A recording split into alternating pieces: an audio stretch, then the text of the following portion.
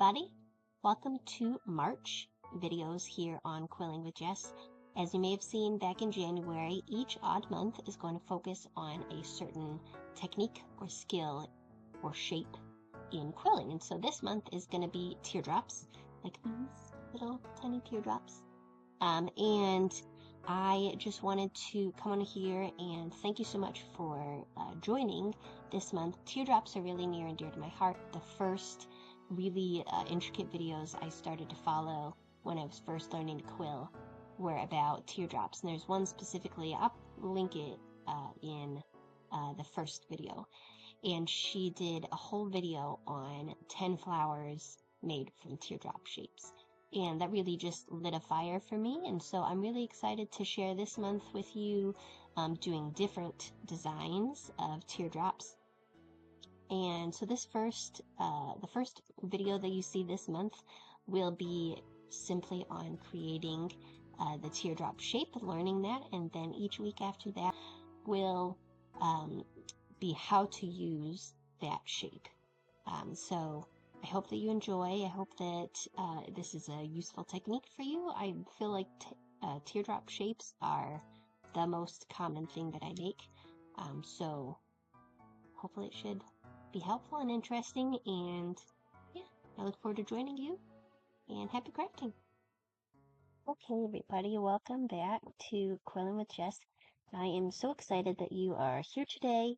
I apologize if the lighting's kind of weird. It's sunny outside, which is not generally something I am upset about, but today it just kind of messes around with my lighting a little, so there might be some shadows. I apologize.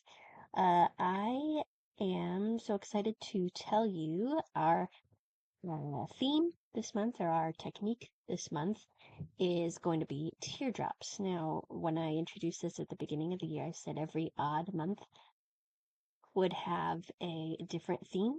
And so, yeah, this month is going to be teardrops.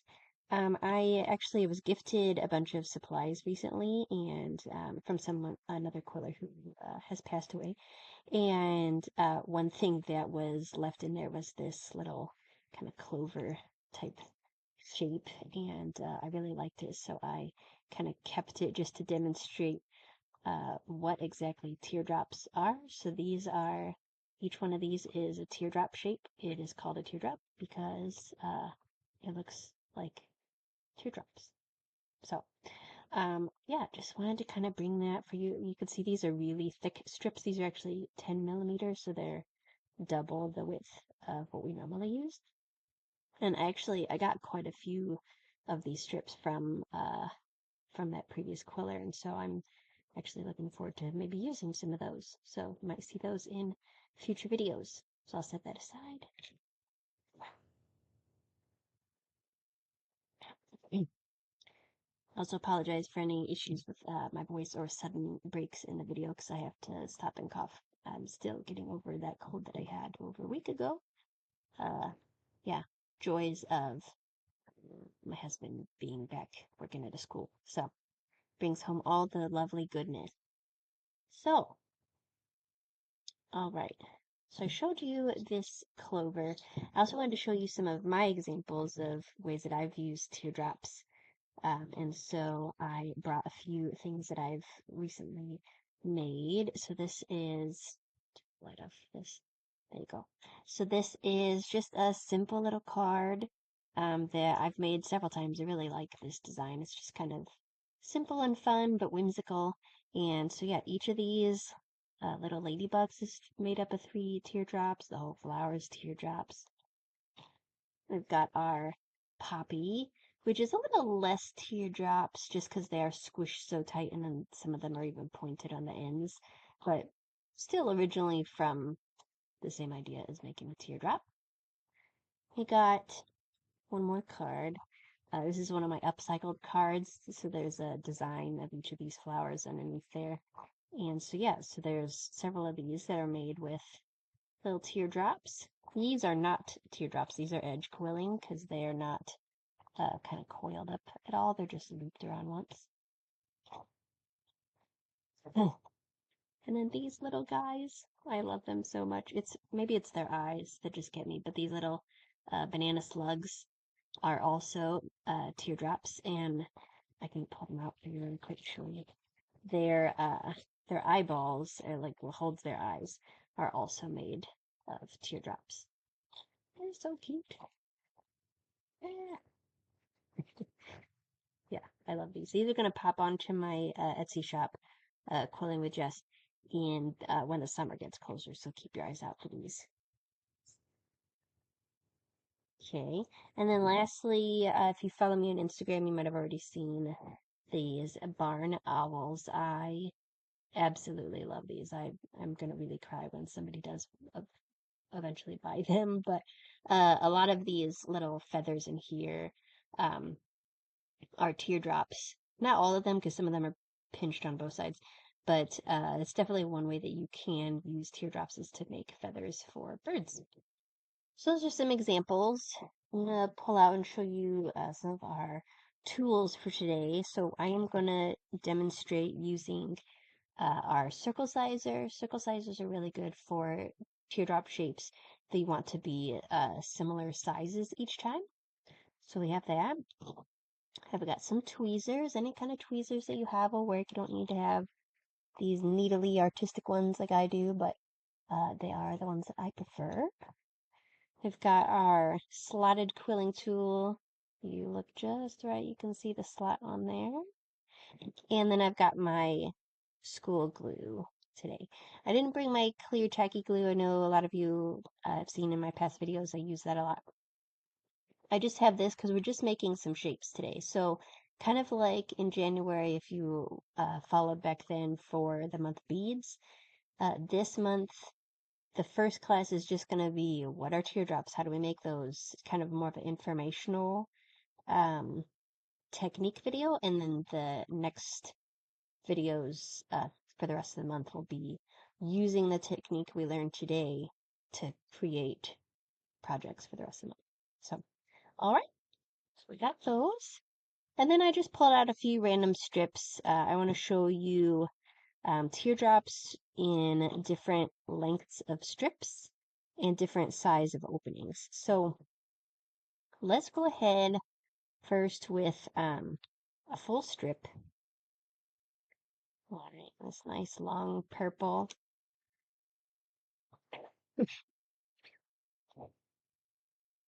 All right, so for those of you who are new to quilling, we are going to locate the slot on our slotted quilling tool, and we're going to load our paper in the top. So it's really nice. You don't have to thread it through like a needle. You can just load it in the top. So that's really nice. All right. So once you load it in there, maybe you have a little anchor, but nothing crazy, just a little bit at the top if you like. Let's try to adjust that light. There we go. All right. And then you're going to have your finger on the bottom, your thumb on the side, and you want to just have it wedged in there. Not like a death grip because you don't want to pinch the paper that comes around. But you want to be in control of this whole setup here. You don't want it just willy-nilly turning around the hook. So, all right. So you've got your finger on the bottom, your thumb on the side, and you're going to start twisting this towards you. So not away, you're going to twist it towards you. All right, and we're going to twist all the way to the bottom of the strip. So take your time. This may look like I got a paper cut from doing quilling. That's actually a cat scratch. So if you take your time and you are in control of the paper, I have gotten 3 paper cuts in 3.5 years. And they were mostly when I was in the desert and it's just really darn dry. So yeah, just take your time. The strip is being a little wild. But, all right. I'm going to go all the way to the bottom. When you get to the bottom, you're going to hold the coil here. We call this a coil. You hold the coil here, and you're going to use your dominant hand, or the hand that was on the handle here, and you're going to push up. And the reason you want to do that is, especially if your slot is anything like mine where it's really skinny, sometimes the center can get stuck on the tool and then it accordions out as you pull it off. So we don't want that to happen, so I like to push and pull at the same time. All right, so you've got this coil, and I'm going to demonstrate one teardrop where we open it up in a really big opening, and then one teardrop with a full strip where we open it in, just a more normal size. So let's do the more normal size first. So if I have a full strip, if I want a normal size teardrop where it's not like super loose, but it's also not like super tight, I think I'm going to go for the 20 or the 22 millimeter on my circle sizer. My numbers are starting to rub off, but this is a 20. All right, so we just set it in there and we'll let it open up. And yeah, that's a nice size. Oh, that's not a nice size. It explodes out. This happens all the time. So even after years and years of doing this, sometimes it will still pop out. All right. So you let it open up in there. If it doesn't open up all the way when you first put it in there, you can try tapping it. All right. Now you can use your fingers to pull this out and try to keep it the same size, or you can use your tweezers. And I like to grab somewhere near the middle and outside and just pick that up. All right. So then we're going to switch hands, open that up, and then you're going to have your glue here.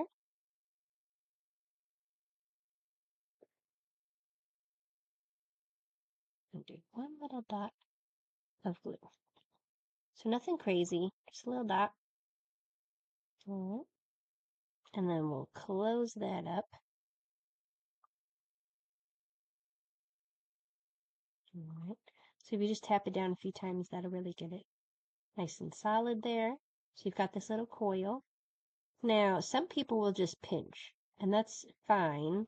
But you see, some of this might get more squished than I want. So what I like to do is grab the center there, grab the top and bottom here, and pull those aside. So I'm pulling the little layers aside, and then I pinch. So then these here stay nice and loosely coiled and circular and not pinched. And then these get to do that little cascading thing. That's kind of cool. Let's see if we can get a good visual on that. Let me get you a little white piece of paper. Makes it a little easier to see these sometimes. All right. There. So you can kind of see how those layers are laying in just, yeah, kind of a fun little way. All right. Okay, so there's one. Now, let's take another full strip. This time it's a little bit lighter of a lavender. All right. And we're going to go ahead and coil that up the same way. You're going to load it in there, finger and thumb, and then twist it towards you all the way to the bottom.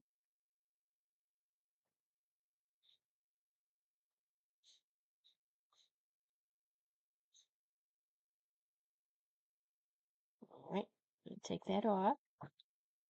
Now, let's put this into one where it opens up just really big. All right. So, let's see. So last time we did a 20. Now, for one strip, if we start putting it in here, it's not ever going to open up that much. This is more like a 2 strips. This might even be 2 strips. And this one. It might open up this much, but let's go for the 26. So it's still quite big. We'll just see how big it gets. Yeah. So yeah, it gets big enough to fill that out. Now let's just, for the sake of argument, let's just go on up there. So yeah, you can still get it to open up that whole way. It's pretty loose though, compared to, this one's quite a bit tighter and close together. But let's do it. Let's do this one. So we're going to pull it out of there the same way. It might just be a little bit more precarious because it's so loose and fragile. All right. I'm going to glue it the same way. Alright, close that up. Now, this one, yeah, it's just a super loose coil, so you're like, okay, you know, I don't wanna pinch it just like that, because then things just kind of start to get a little ridiculous. Let's see if we can get this to stick down a little better. Okay, so yeah, that's also why I really like this pull it to the side and pinch it method, because then you still are going to have kind of that same shape. Even though it's, you know, quite a bit bigger, it's still doing the same thing. Doing that curve, curve, and then the coil in the center. Alright, so you can use these for petals. You can even use these as like a layer. So say you have like the big petals going all the way around on the bottom, and then the purple ones going all the way around on the top, layered. Like that would be really cool. So yeah, you can be doing kind of uh, the same thing for bigger sizes, all for one project. You don't have to be like, oh, I'm just going to use these for one small project and these for one big project. You can mix and match them, or even put, you know, these on the side or whatever. Okay. So those are full strips. Now I'm going to show you, this is a very short strip. This is probably maybe even a little less than a quarter strip. It is, if you want to measure it, just for argument's sake, it is about 14 centimeters. All right. So we're going to quill this up the same way, but I am going to put my circle sizer aside. Just know that you would put this in a much smaller circle than what we put the other ones in. All right. We're going to quill this up the same way.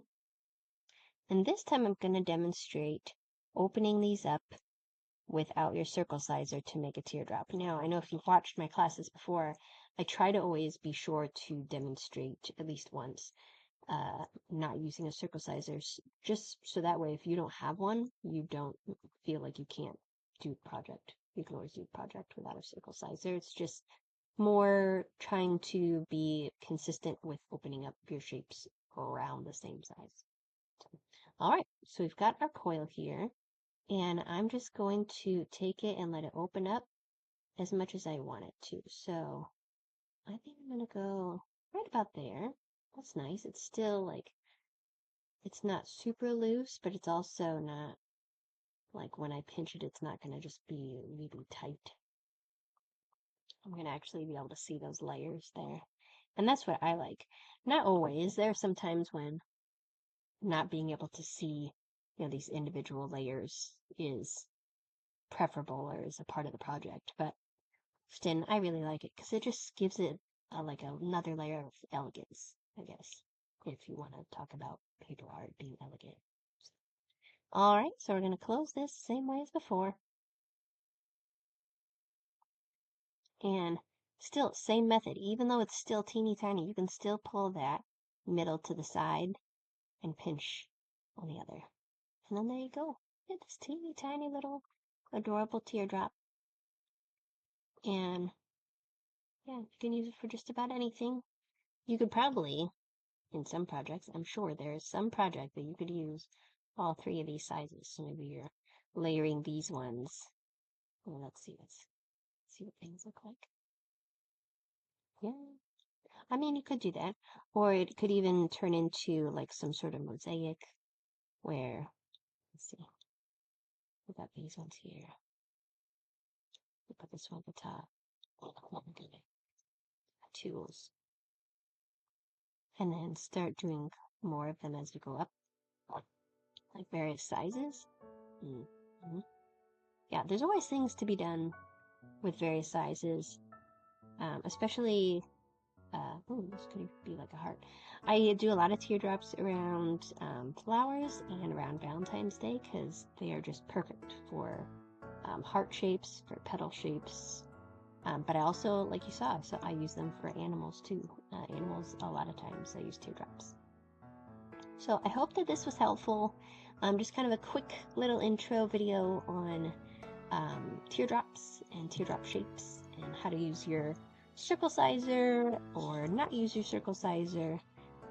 The next 3 weeks, I think there's 3 weekends in, hold on, I'm looking at my calendar, in March, 1, 2, 3, oh, there may be 4 Sundays.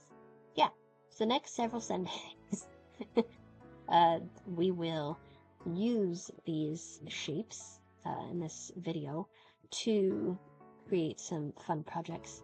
One of those being our live class, which is always on the 4th, which is always on 4th Sunday of the month at 1 p.m. Pacific, 4 p.m. Eastern. And yeah, look for those details to come soon. And happy crafting!